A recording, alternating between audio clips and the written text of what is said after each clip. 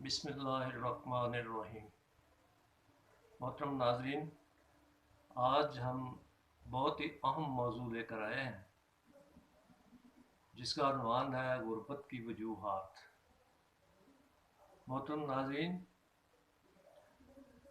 मुख्तार मसूद साहब अपनी किताब आवाज़ दोस्त में टाइम बी के हवाले से एक कोटेशन देते हैं कि जिस मुल्क में नाअहल हुक्मरान हो, नाहमवार मईशत हो और ना मेहरबान हमसाए हो, तो फिर उस मुल्क को कोई नहीं बचा सकता। बदकिस्मती से ये तीनों चीज़ें हमारे मुल्क में बिल्कुल ऐन मुंतबिक हो जाती हैं। इस तमाम गुफ्तगू को एक तरफ रखते हुए आइए आज देखते हैं कि गुर्बत जो है इसकी वजूहात क्या है। आज मैं इस मौजू पर आपसे बिल्कुल खुल के बात करना चाहता हूँ और आपके 5-7 मिनट जो है वो लेना चाहता हूँ। इसमें जो सबसे पहली बात है वो किसी भी मुल्क के लिए वसाइल का ना होना है।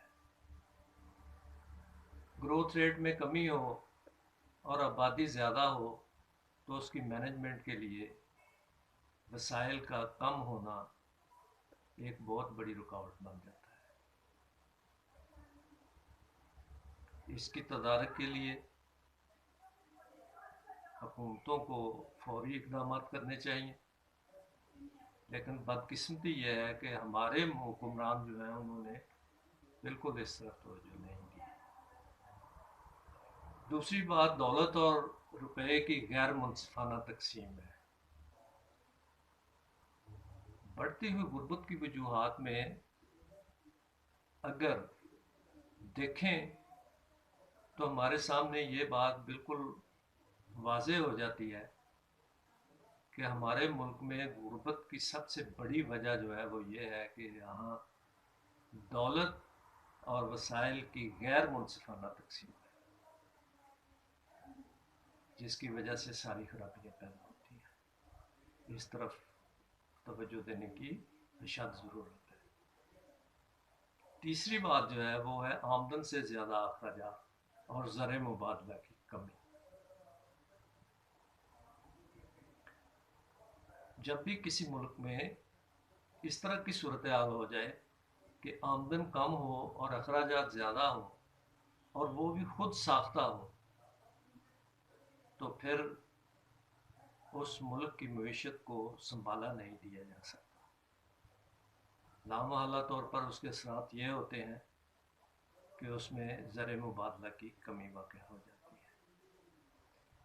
नंबर 4, मुल्की वसाइल पर किसी बैरूनी ताकत का गलबा हो जाना, जिस तरह से हमारे यहाँ IMF का है या कई यूरोपीय ममालिक जो है उनकी बेजा मदाखलत जो है उसकी वजह से हमारी करेंसी स्टेबल नहीं हो पाती और हमारे हालात जो है वो ना गुफ्ता बे से ना गुफ्ता बे की तरफ बढ़ जाते हैं।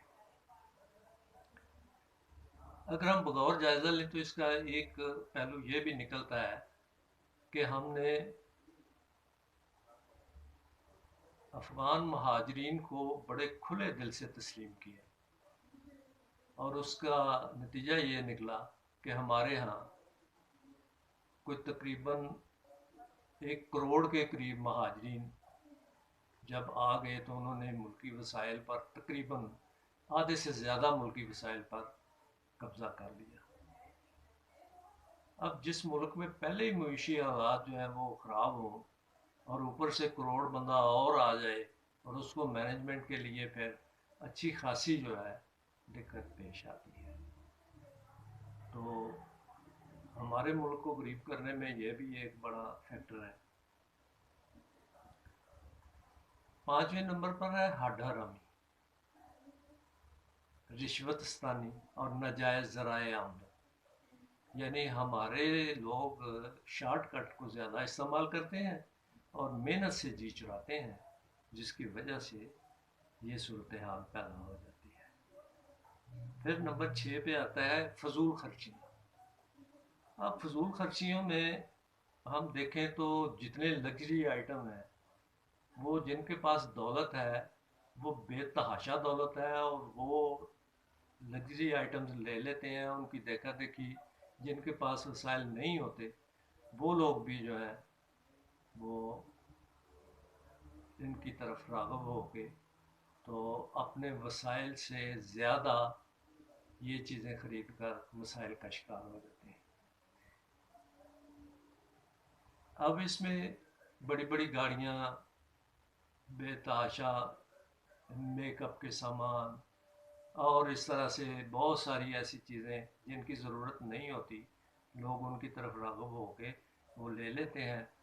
اس طرح پیٹرول کا خرچہ بھی بہت زیادہ ہو جاتا ہے، بلکہ میں سمجھتا ہوں کہ اگر پیٹرول کا خرچ آدھا کر دیا جائے تو ہماری معیشت جو ہے وہ کافی حد تک بحال ہو سکتی ہے۔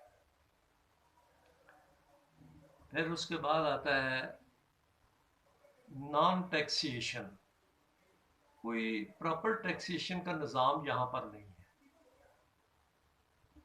جو زیادہ بڑے لوگ ہیں، جن کے پاس دولت ہے، جن کو زیادہ ٹیکس دینا چاہیے، وہ دیتے نہیں ہیں، اور جو غریب آدمی ہے جو پہلے ہی مر رہے ہیں ان کے اوپر حکومت جو ہے بائی آرڈر، بائی فورس ان سے ٹیکس، اور وہ بھی بے جا ٹیکس جو ہے وہ وصول کر لیتی ہے، جس کی وجہ سے غربت جو ہے اس میں اضافہ ہو جاتا ہے۔ 8ویں نمبر پر آتا ہے انصاف کا نہ ہونا۔ جب ہم دیکھتے ہیں کہ لوگ انصاف کے لیے در بدر مارے مارے پھرتے ہیں، آپ ہماری عدالتوں کا نظام دیکھیں تو وہاں پر کوئی بھی آدمی جو ہے اس کو انصاف دور دور تک مہیا ہوتا نظر نہیں آتا ہے۔ اس نظام کی خرابی کی وجہ سے بہت سارے مسائل جنم لیتے ہیں، اور بالآخر ملک جو ہے اس میں بد امنی، بد انتظامی اور یہ ناانصافی جو ہے وہ بیر اجماع لیتی ہے، جس کا نتیجہ یہ ہوتا ہے کہ لوگ غربت کی طرف چلے جاتے ہیں۔ پھر 9ویں نمبر پر یہ ہے کہ بیرونی قرضوں پر انحصار۔ اس وقت آپ دیکھیں تو پاکستان کا کل قرضہ جو ہے وہ تقریباً 126 بلین ڈالر ہے۔ اتنا بڑا قرضہ لے کر اور پھر اس قرضے سے کوئی تعمیری کام نہ ہونا، یہ ایک بہت ہی بڑا المیہ ہے۔ اب اس المیہ کے لیے سارا انحصار جو ہے معیشت کا وہ بالکل ٹلپٹ ہو جاتا ہے۔